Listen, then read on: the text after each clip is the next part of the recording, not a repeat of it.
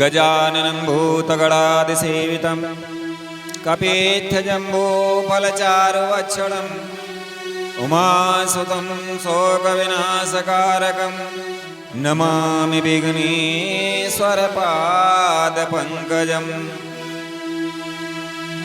सच्चिदानन्दरूपाय विश्वोत्पत्त्यादिहेतवे तापत्रय विनाशाय श्रीकृष्णाय वयं नुमः। गुरुर्ब्रह्मा गुरुर्विष्णु गुरुर्देव महेश्वरः गुरुर्साक्षात् परं ब्रह्म तस्मै श्री गुरुवे नमः।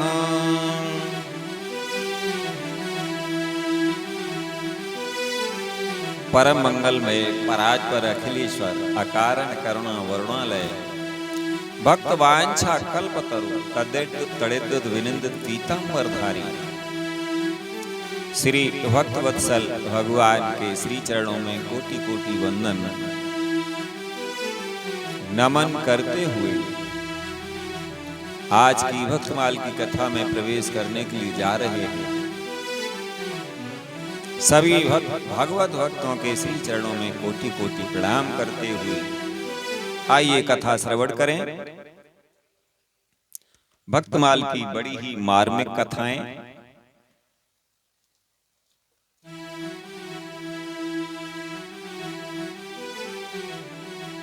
श्री प्रियादास जी महाराज कहते हैं,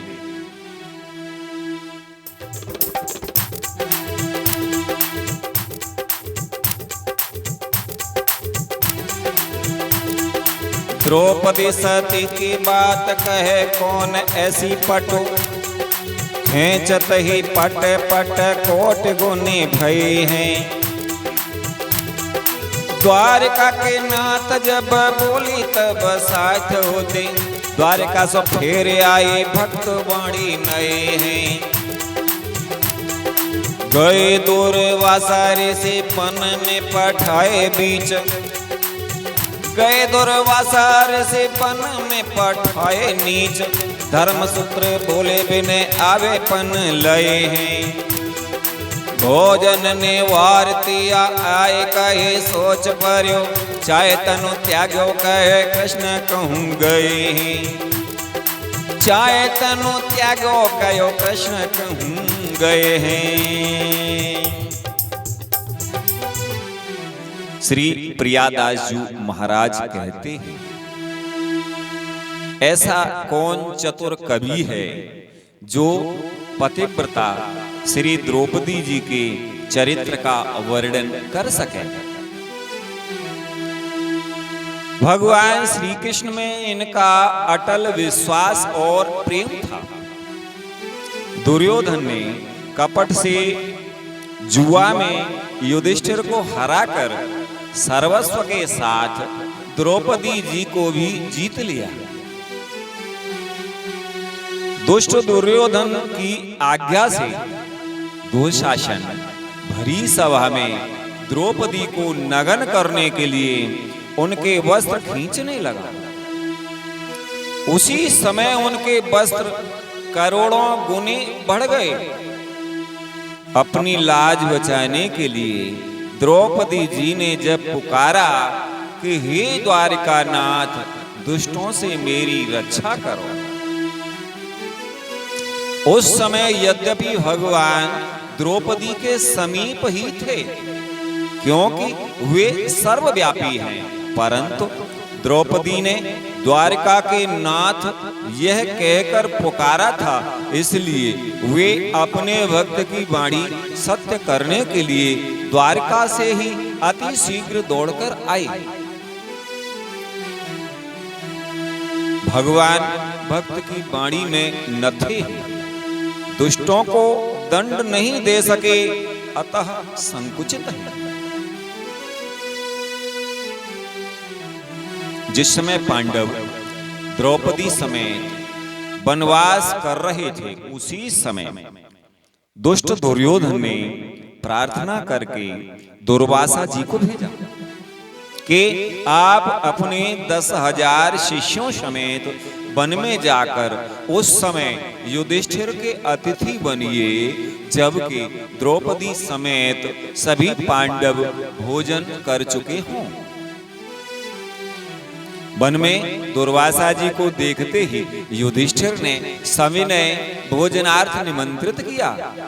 उन्होंने कहा कि हम जिस नित्य नियम का प्रण लिए हैं उसको करके अभी आते हैं। जब युधिष्ठिर जी ने निमंत्रण दिया ऋषि दुर्वासा जी को, तो दुर्वासा जी कहने लगे कि हमने जो नित्य नियम ले रखा है उसको करके अभी आते हैं। तो युधिष्ठिर जी ने कहा ऋषियों के लिए भोजन तैयार करो। तो द्रौपदी जी ने कहा कि अब तो मैं स्वयं भोजन कर चुकी और सूर्य के द्वारा दिए हुए उस पात्र को धोकर साफ कर चुकी हूँ। यह सुनकर के युधिष्ठिर आदि सभी भाइयों को बड़ा शोक हुआ। वे बोले यदि उन्हें भोजन ना मिला तो वे साप से भस्म कर देंगे, अतः अच्छा यही है कि काष्ठ एकत्र करो, यानी लकड़ियां इकट्ठी करो और हम पहले ही जल जाएं, जिससे ब्राह्मण का अपमान ना हो। तब द्रौपदी जी ने कहा कि आप इतने चिंतित क्यों होते हैं? क्या सदा सहायता करने वाले भगवान श्री कृष्ण कहीं चले गए हैं? तो सती द्रौपदी जी की कथा के प्रसंग में आया है कि पंचभर्तृ होने पर भी, यानी द्रौपदी जी को, सती द्रौपदी जी को पंचभर्तृ यानी 5 पति होने पर भी इन्हें सती कहा गया।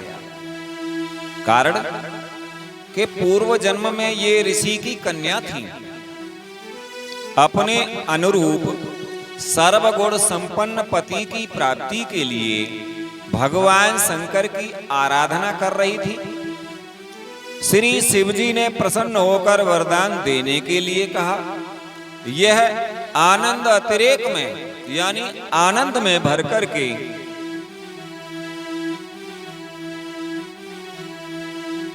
5 बार यानी मुझे सर्वगुण संपन्न पति प्राप्त हो, ये 5 बार भगवान शंकर जी से वरदान मांगा। शिव जी ने कहा हे भद्रे, तुम्हारे 5 भरतवंशी पति होंगे, क्योंकि तुमने 5 बार वर मांगा है।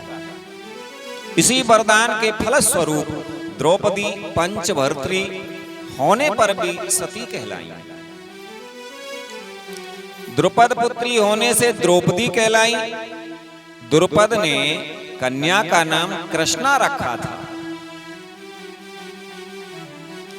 द्रुपद की पुत्री होने से द्रौपदी कहलाई और पांचाल नरेश की पुत्री होने से पांचाली भी कहलाई। वैसे इनका नाम कृष्णा था।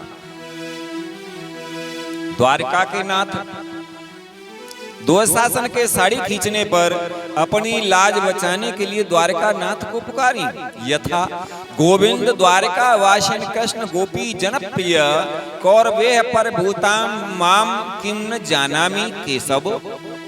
हे गोविंद, हे द्वारकावासी कृष्ण, हे गोपांगनाओं के प्राण वल्लभ केशव, कौरव मेरा अपमान कर रहे हैं कि आप नहीं जानते? कृष्ण कृष्ण महायोगिन विश्वात्मन विश्वभावन प्रपन्नाम पाहि गोविंद कुरु मध्य अवसीदतीम। हे सच्चिदानंद स्वरूप श्री कृष्ण, हे महायोगिन, हे विश्वात्मन, हे विश्वभावन, हे गोविंद, कौरवों के बीच में कष्ट पाती मुझ शरणागत अबला की रक्षा कीजिए।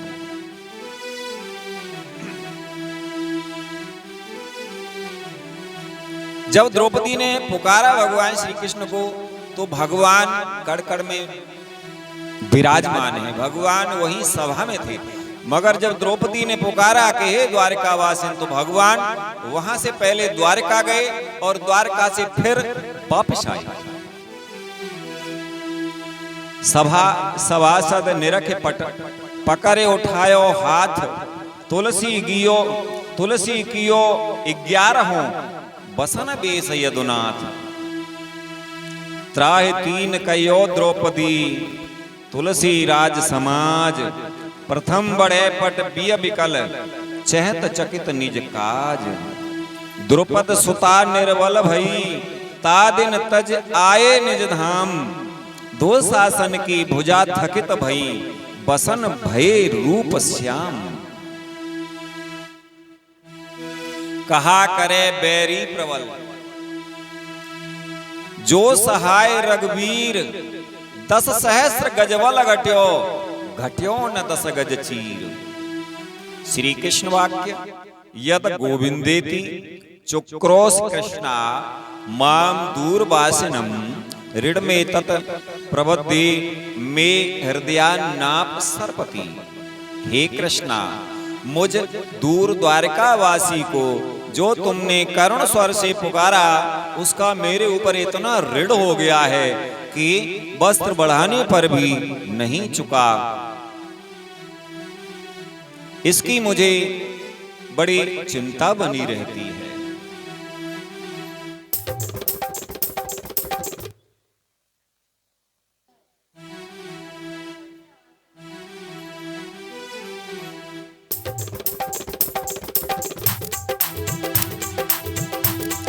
सुन्यो भागवती को बचन, भक्ति भाव भरो।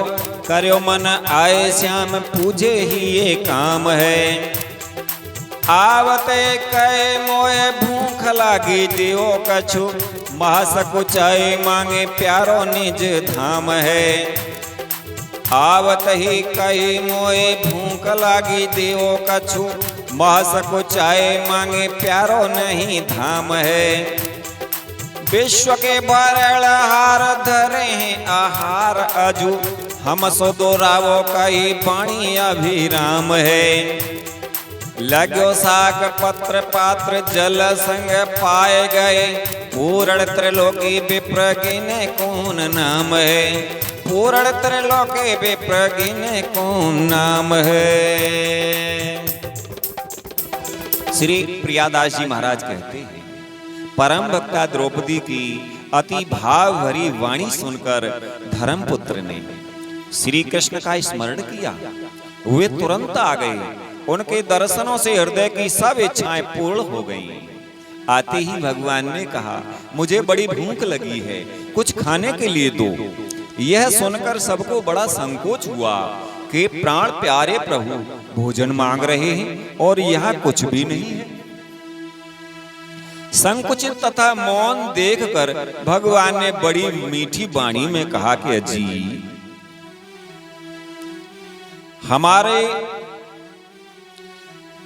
हमारा और शिष्यों समेत दुर्वासा जी की क्या चले। तुम्हारे यहाँ तो संपूर्ण विश्व को तृप्त कर देने भर का आहार रखा है, पर हमसे तुम छिपा रहे हो। तो द्रौपदी ने वह पात्र लाकर के भगवान के सामने रख दिया।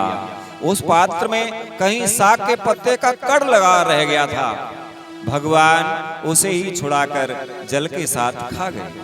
इससे तीनों लोकों के जीवों का पेट भर गया। शिष्यों समेत दुर्वासा जी की तो गिनती ही क्या है।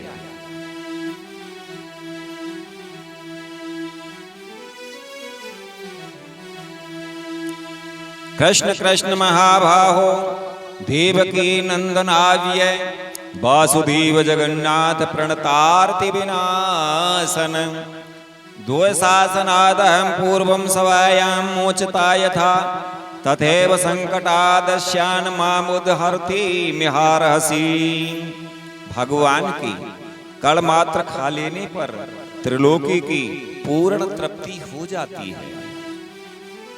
यथा तरोर मूल निषेचनेन तृप्यन्ति तत् स्कंद भुजोपशाखाः प्राणोपहाराश्च यथेन्द्रियाणां तथैव सर्वार हड़ अच्युतिज्या।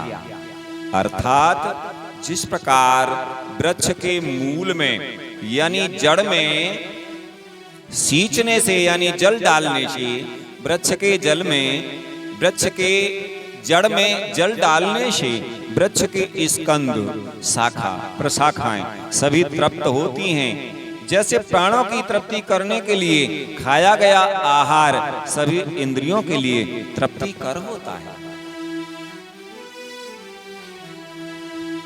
वैसे ही भगवान की पूजा से सबका पूजन हो जाता है। अतः दुर्वासा जी प्रवृत्त ब्राह्मणों को अपच सा हो गया। कोई तो अपच निवारण मंत्र पढ़ने लगे। यानी जब भगवान ने वो साग का पत्ता खाया, उसी से त्रिलोकी के जीवों की तृप्ति हो गई, सभी की भूख मिट गई। इधर में दुर्वासा जी डकार लेने लगे और शिष्यों को अपच सा हो गया। कोई ऋषि तो अपच दूर करने के लिए मंत्र पढ़ने लगे। अगस्त्यम कुंभकर्णस्य शनिश्च वड़वानलम आहार परिपाकाय स्मरेद भीमम च पंचकम। ये भोजन पचाने का मंत्र है। भगवान श्री कृष्ण ने कहा, हे भीम, तुम जाओ और ऋषियों को हम लोगों का अमंगल शीघ्र बुलाकर ले आओ। अगर वे नहीं आवे तो उनसे वरदान मांगना कि जिन दुष्टों ने हमारा अमंगल करने के लिए आपको भेजा था, उनका शीघ्र ही नाश हो जाए। भीमसेन ने ऐसा ही किया।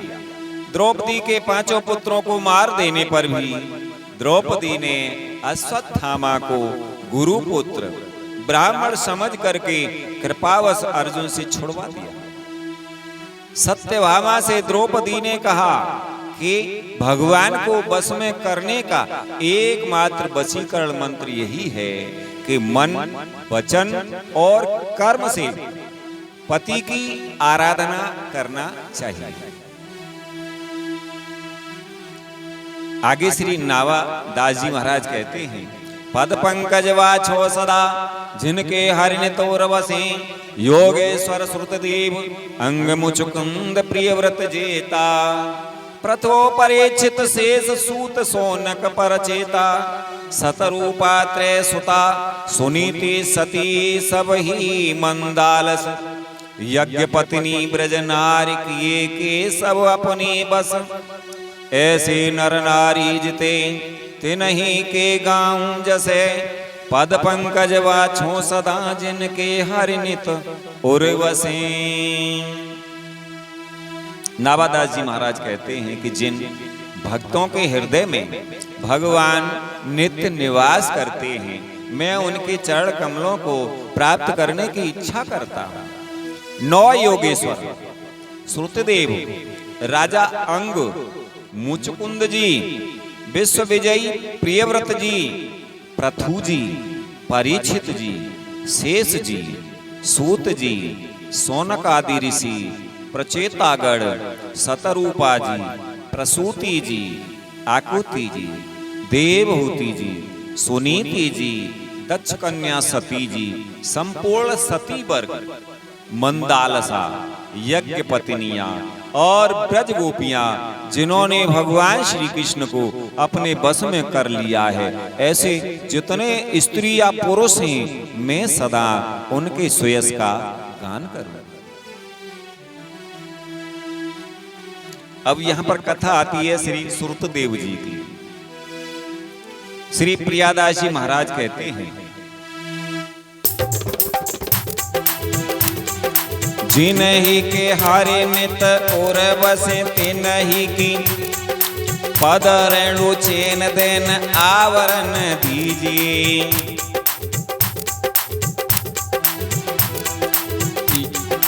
योगेश्वर आदि रस स्वाद में प्रवीण महा, विप्रसुत देवता की बात कह दीजिए। आए हरे घर देखे गयो प्रेम भरी हियो, ऊंचो करे करे पट फेर मति भीजी। जिते साधु संग तेने बिने ने प्रसंग कियो, उपदेश मुसो बाब पढ़ लीजिए। उपदेश मुसो बाढ़ पाँव लीजिए, उपदेश मुसो बाढ़ पाँव लीजिए। श्री प्रियादास जी महाराज कहते हैं, जिन भक्तों के हृदय में सदा श्री हरि वास करते हैं,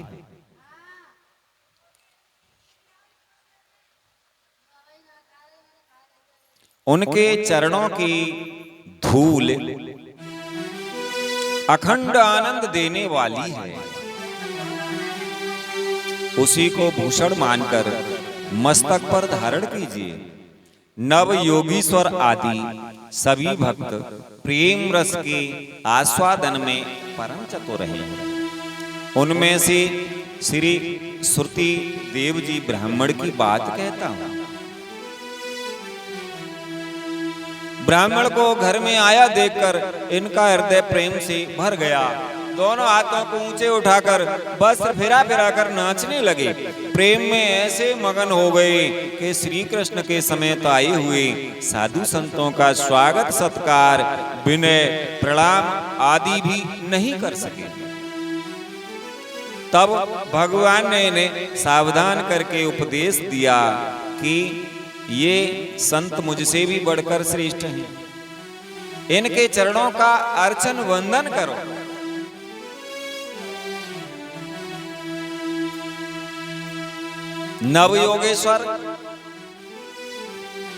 नवयोगेश्वरों का चरित्र 56-13 में देखिए।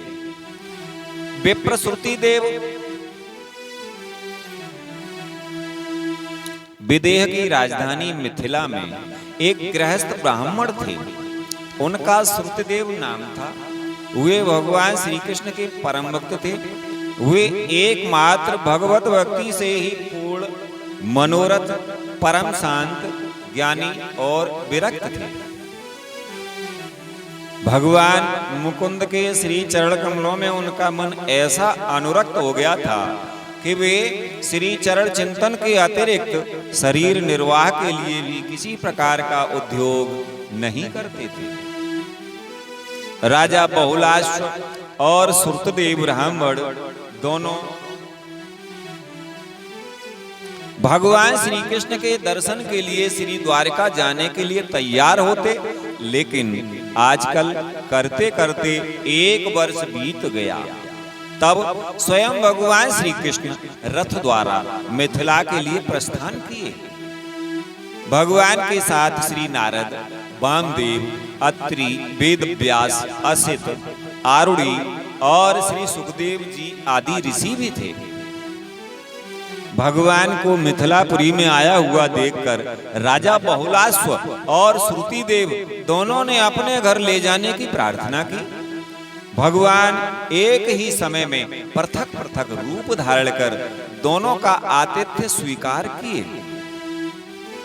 श्री श्रुतदेव जी प्रेम अतिरेक के कारण भगवान के सामने ही नृत्य करने लगे।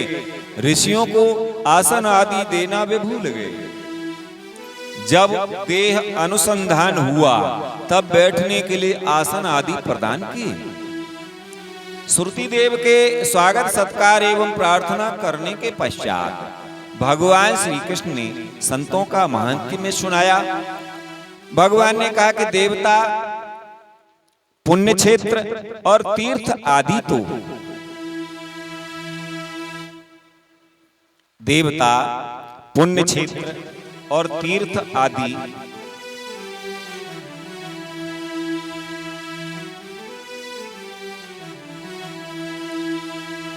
दर्शन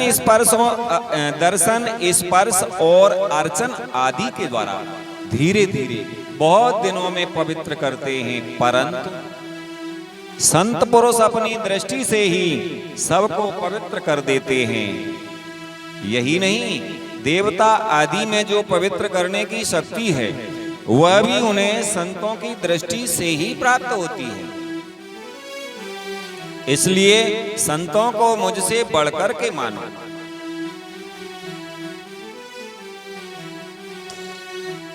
मोते संत अधिक कर लेखा, मदभक्त पूजा व्यधिका सर्वभूतेषु मनमतीः। मोरे मन प्रभु अस विश्वासा, राम ते अधिक राम कर दासा। आराधना नाम सर्वेषां विष्णुर आराधनम परम, तस्मात् परतरम। देवी तदीयानाम समर्चनम, जो संतों को देखकर, भगवान श्री कृष्ण कहते हैं कि जो संतों को देखकर इनके स्वागत यानी अगवानी के लिए सन्मुख नहीं जाता है, उसकी 10 वर्ष की सेवा को भी भगवान स्वीकार नहीं करते। यथा दृष्ट्वा भागवतम दूरात् सम्मुखे यो न गच्छति न गृह्णाति हरिस्तस्य पूजां च 10 वार्षिकीम्।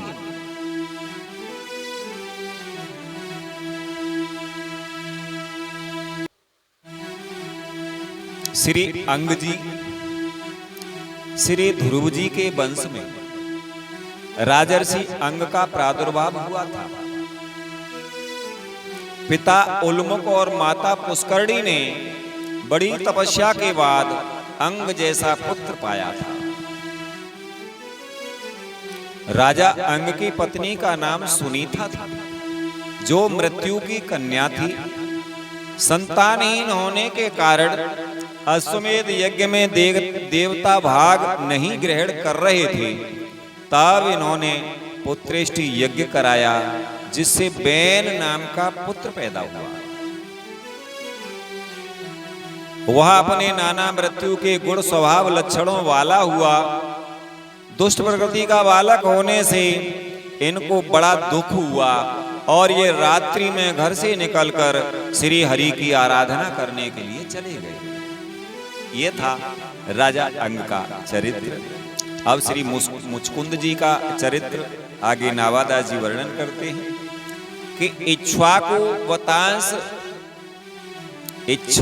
वंशवतंस महाराज मानधाता के पुत्र श्री मुचकुंद जी बड़े ही ब्राह्मण भक्त, सत्य प्रतिज्ञ, संग्राम विजयी एवं महाप्रतापी राजा थे।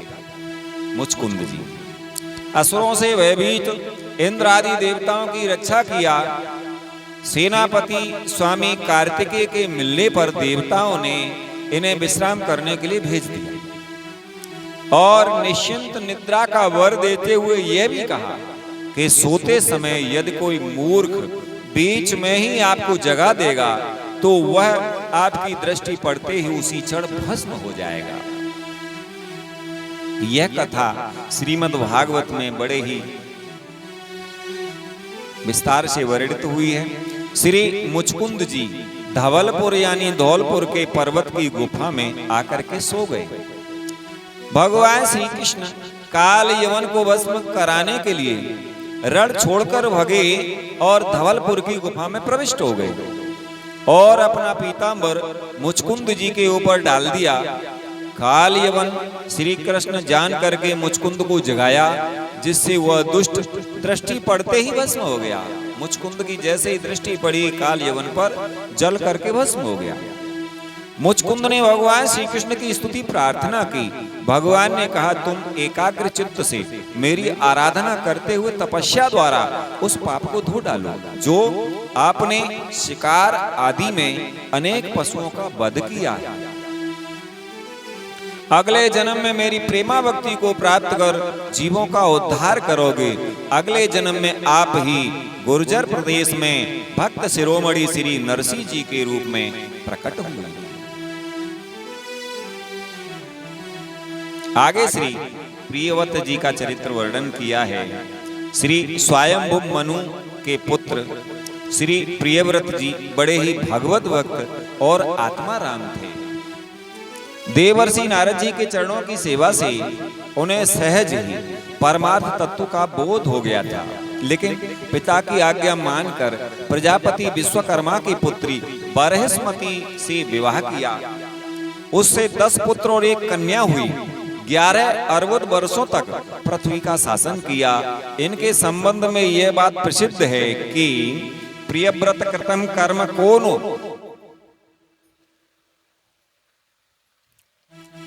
कुर्याद विनेश्वरम यो नेम निम्ने करो छाया धिनन सप्तवार धीन।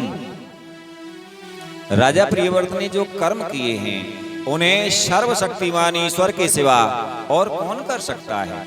उन्होंने रात्रि के अंधकार को मिटाने का प्रयत्न करते हुए अपने रथ के पहियों से बनी हुई लीकों से ही 7 समुद्र बना दिए। आगे श्री पृथु जी का चरित्र वर्णन हुआ है। भगवान ने श्री पृथु जी के गुणों की सराहना करते हुए वर मांगने को कहा। तब पृथु जी बोले, न कामये नाथ तदप्यहम क्वचिन्न यत्र युष्मच्चरणा मुजाशवः महत्तमांतर हृदयान मुखच्युतो वेदस्व करणायुत मेष में बरः। यानी मुझे तो उस मोक्ष पद पर भगवान ने जब दर्शन दिए पृथु जी को, तो पृथु जी ने भगवान से वर मांगा कि मुझे तो मोक्ष पद की भी इच्छा नहीं है, जिसमें महापुरुषों के हृदय से उनके मुख द्वारा निकला हुआ आपके चरण कमलों का मकरंद नहीं है, जहां आपकी कीर्ति कथा सुनने का सुख नहीं मिलता है। इसलिए मेरी तो आपसे यही प्रार्थना है कि आप मुझे 10,000 कान दे दीजिए, जिससे मैं आपके लीला गुणों को सुनता ही रहूं। इस प्रकार प्रार्थना करने पर उनको अपनी भक्ति का वर प्रदान कर भगवान अंतर्ध्यान हो गए। श्री शेष जी की कथा आगे वर्णन हुई है कि ये भगवान के नित्य परिकरों में से हैं। भगवान की सेवा ही इनकी परम साधना है। भगवत सेवा सुख स्वादनार्थ ये विविध रूपों से विविध सेवाएं करते हैं। यथा निवास शय्यासन पाद कांस कोप धान वर्षा तपो बारणादिव्य शरीर वेदेश तप शेषता गतेर यथोचितम शेष इतिर यते जनः। जो समय अनुसार आपके दास होने वाले तथा निवास शय्या आसन पादुका अंकुश यानी वस्त्र उपधान यानी तकिया छत्र आदि अनेक प्रकार के शरीरों को धारण करके सेवा में तत्पर रहने वाले हैं, तथा जिनको लोग शेष ऐसा नाम से पुकारते हैं, ये जीवों को भगवान की शरण में पहुंचाने वाले हैं। अतः सभी देवता असुर नाग सिद्ध गंधर्व विद्याधर मुनि मनुष्य भगवान अनंत यानी शेष का ध्यान करते हैं, स्तुति एवं गुणगान करते हैं। एलावर्त वर्ष में जो भगवान शेष ही प्रधान देव हैं और भगवान शिव इनके पुजारी हैं। और आगे सूत जी का प्रसंग वर्णन हुआ है कि आपका वास्तविक नाम रोमहर्षण है। सूत जी का वास्तविक नाम रोमहर्षण है। सूत तो जातिवाचक संज्ञा है। सूत जाति की उत्पत्ति ब्राह्मणी माता और क्षत्रिय पिता से हुई है। इन्हें विलोमज भी कहते हैं। आत्मपरिचय देते हुए श्री सूत जी स्वयं कहते हैं भागवत में कि अहो वयम जन्म मृतो अद्याश्व वृद्धानुवृत्त्यापि विलोम जाता दोषकुल्यमादि विदनोति शीघ्रम महात्मानाम अवेधान योग। अहो विलोम जाति में उत्पन्न होने पर भी महात्माओं की सेवा करने के कारण आज हमारा जन्म सफल हो गया, क्योंकि महापुरुषों के साथ बातचीत करने मात्र से ही नीच कुल में उत्पन्न होने की मनोव्यथा शीघ्र मिट जाती है। भगवान श्री वेद व्यास जी की कृपा से समस्त इतिहास पुराण आदि का सम्यक बोध हुआ एवं श्री व्यास जी ने आपको पुराण वक्ता होने का आशीर्वाद दिया। संपूर्ण जीवन भगवत गुण लीला कीर्तन में ही बीता। सबसे बड़ा कथा सत्र नेमचारण्य में 88,000 शौनकादि ऋषियों के साथ 1,000 वर्ष के लिए हुआ था। उसी कथा सत्र में श्री बलराम जी पधारे थे। सभी ऋषि लोग आसन से उठकर स्वागत सत्कार किए।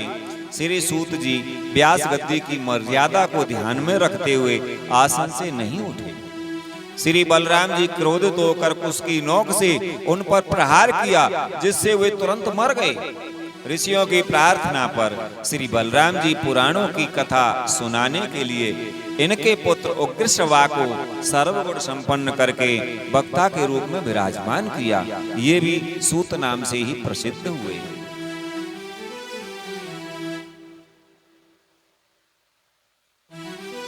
और श्री शौनक जी का चरित्र वर्णन किया है आगे। श्री शौनक ऋषि के पुत्र होने से शौनक एक एवं भृगुवंशी होने से भार्गव कहे जाते हैं। ये ज्ञान वृद्ध, वयोवृद्ध और तपोवृद्ध हैं। कुलपति एवं ऋग्वेदी थे। श्री सूत जी जैसे पुराणों के प्रधान वक्ता हैं, वैसे श्री शौनक जी पुराणों के प्रधान श्रोता हैं। श्री व्यास जी ने इन्हें कथामृत रसाद स्वाद कुशल कहा है। यथा कथामृत रसाद कुशल शौनको अब्रवीत। आपने सत्संग के समय को ही सार्थक माना है।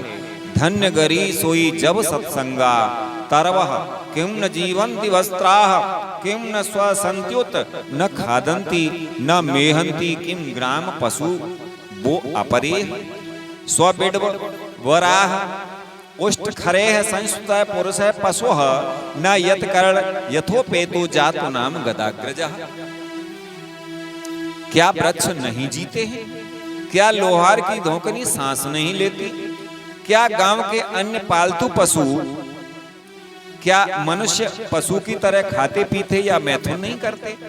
अरे जिनके कान में भगवान श्री कृष्ण की लीला कथा कभी नहीं पड़ी, वह नर पशु कुत्ते, ग्राम सूकर, ऊंट और गधे से भी गया बीता है। ये श्री शौनक जी ने श्रीमद् भागवत में कहा है। श्री प्रचेतागणों की कथा आगे आई तो श्री पृथु जी के वंश में राजा प्राचीन वर्ही की शतद्रुति नाम की पत्नी से प्रचेता नाम के 10 पुत्र हुए। सभी ने समुद्र तट पर तप करके शंकर जी से रुद्र गीत प्राप्त किया। भगवत प्रेरणा से प्रमलोचा अप्सरा के गर्भ से उत्पन्न कंडू ऋषि की कन्या मारसा से 10 प्रचेताओं का विवाह हुआ। 10 लाख वर्ष दिव्य भोगों को भोग कर पुनः श्री नारद जी के द्वारा तत्व ज्ञान प्राप्त कर भगवत चिंतन करते हुए भगवत धाम को प्राप्त किए।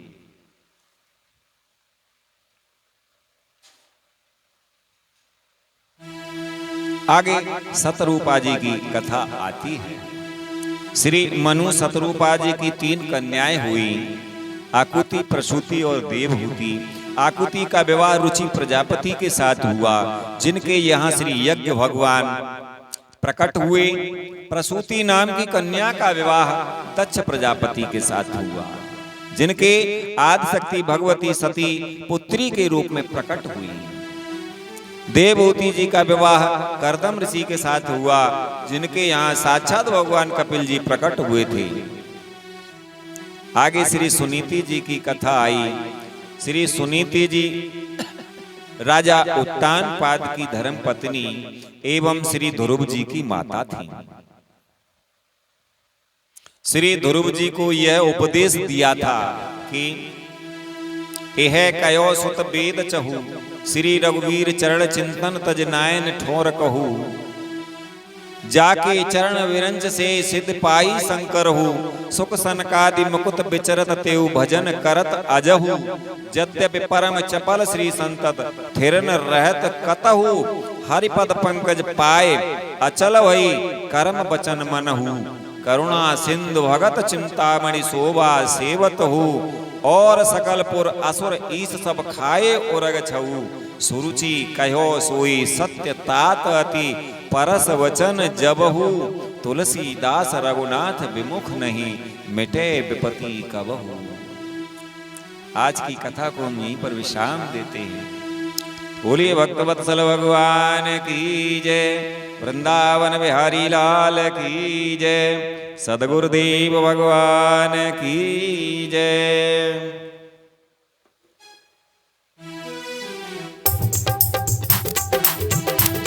गोविंद मेरो है, गोपाल मेरो है, गोविंद मेरो है, गोपाल गोपाल मेरो है। शेरेवा के बिहारी नंदलाल मेरो है। शेरेवा के बिहारी नंदलाल मेरो है। गोविंद मेरो है, गोपाल मेरो है। गोविंद मेरो है, गोपाल मेरो है। शेरेवा के बिहारी नंदलाल मेरो है। शेरेवा के बिहारी नंदलाल मेरो है। गोविंद मेरो है, गोपाल मेरो है। गोविंद मेरो है, गोपाल मेरो है। बोले वृंदावन बिहारी लाल की जय। सद्गुरुदेव भगवान की जय।